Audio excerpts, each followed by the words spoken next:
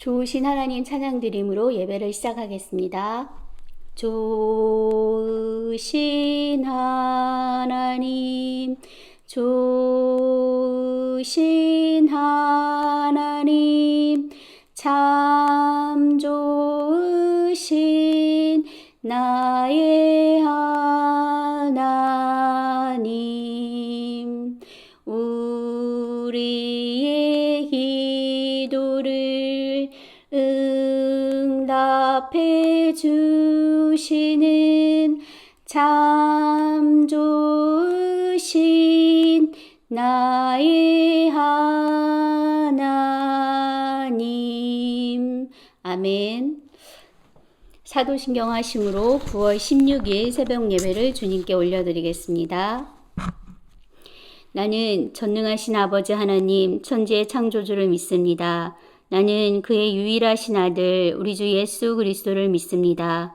그는 성령으로 잉태되어 동정녀 마리아에게서 나시고 본디오 빌라도에게 고난을 받아 십자가에 못 박혀 죽으시고 장사된 지 사흘 만에 죽은 자 가운데서 다시 살아나셨으며 하늘에 오르시어 전능하신 아버지 하나님 우편에 앉아 계시다가 거기로부터 살아있는 자와 죽은 자를 심판하러 오십니다. 나는 성령을 믿으며 거룩한 공교회와 성도의 교제와 죄를 용서받는 것과 몸의 부활과 영생을 믿습니다. 아멘. 267장 찬양 드리겠습니다.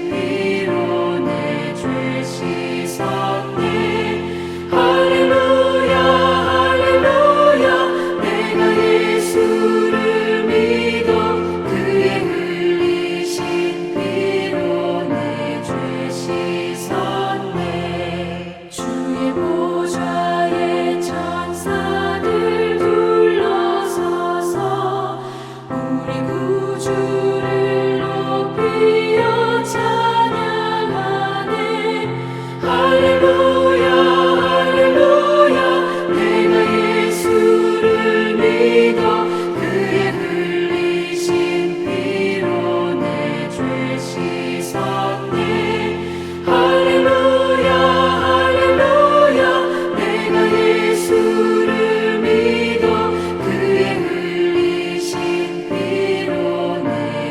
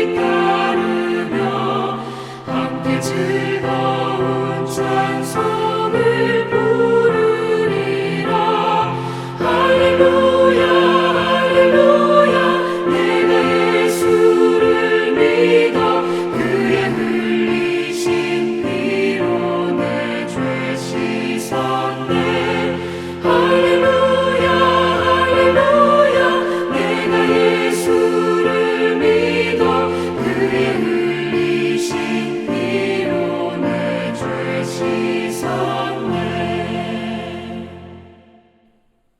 오늘 하나님께서 허락하신 말씀은 예레미야 32장 36절부터 44절까지의 말씀입니다. 하나님의 말씀을 봉독하겠습니다.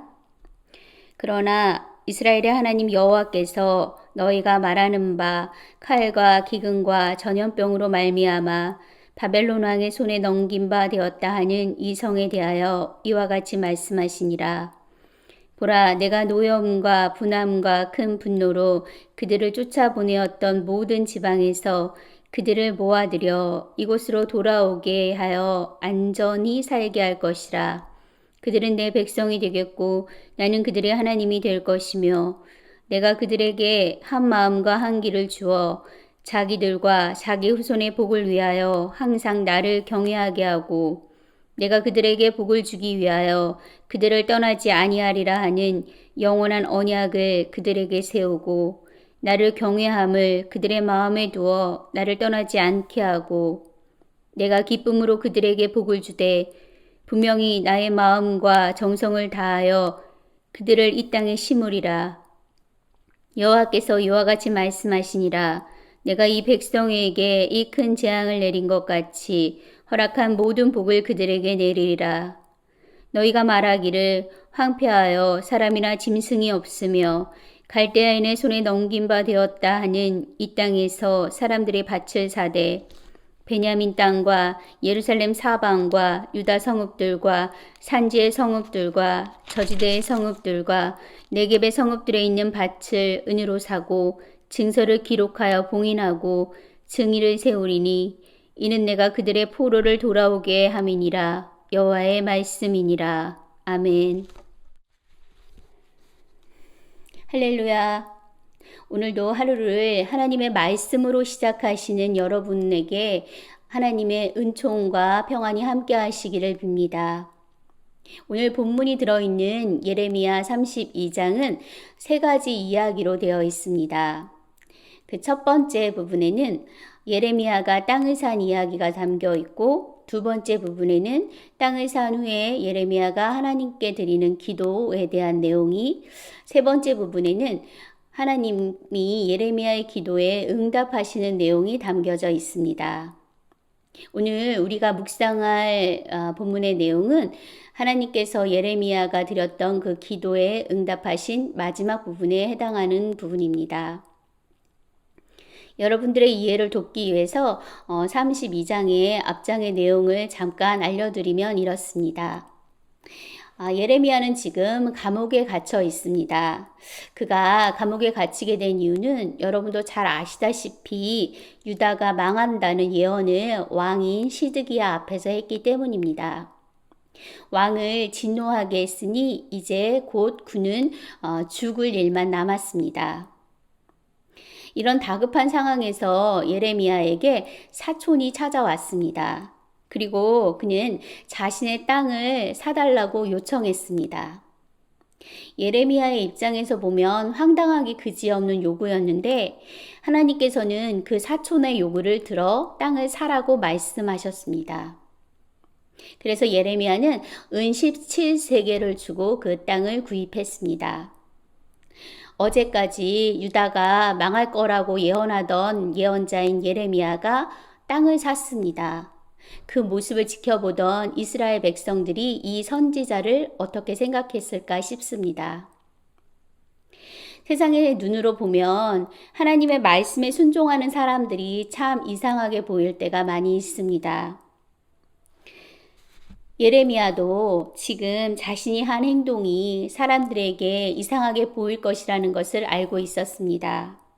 앞절에 나오는 예레미야의 기도를 살펴보면 그가 주 여호와여 주께서 내게 은으로 밭을 사며 증인을 세우라고 하셨으나 이 성은 갈대아인의 손에 붙임 바 되었나이다 라고 기도하는 장면이 등장하는데 이를 보면 그도 자신이 한 행동이 어리석은 행동이었다라고 생각하고 있었고 또 하나님께서 반드시 70년 후에 이스라엘을 회복하시겠다라고 말씀하셨는데 그 약속을 온전히 믿지는 못하고 있었음을 알 수 있습니다.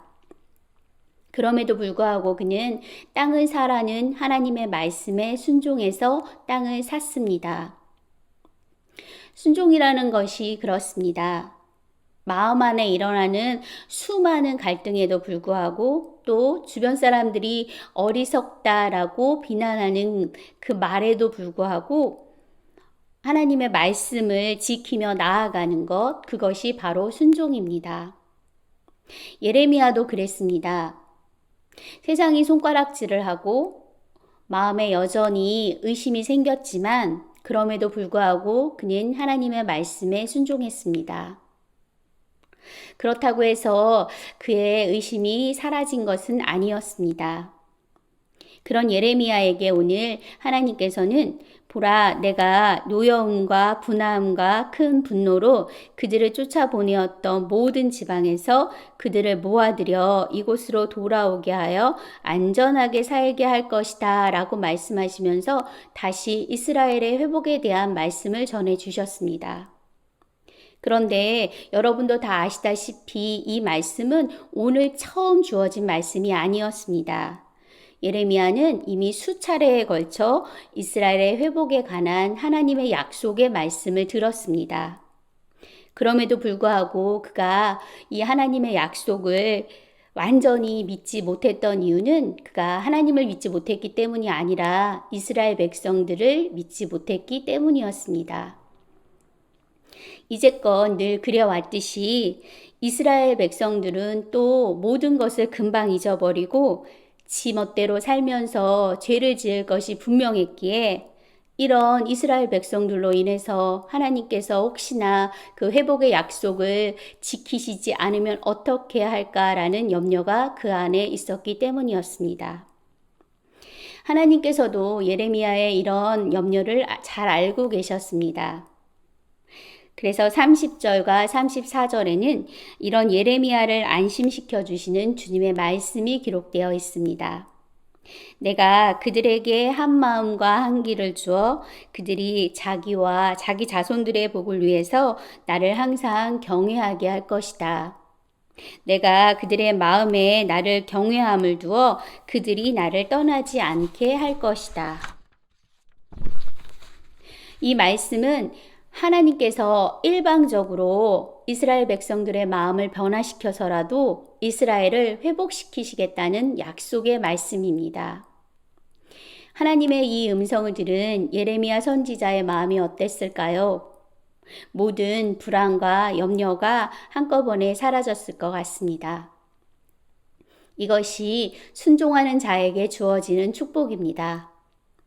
어렵게 한 걸음을 내딛는 그곳에 분명히 하나님이 서 계십니다.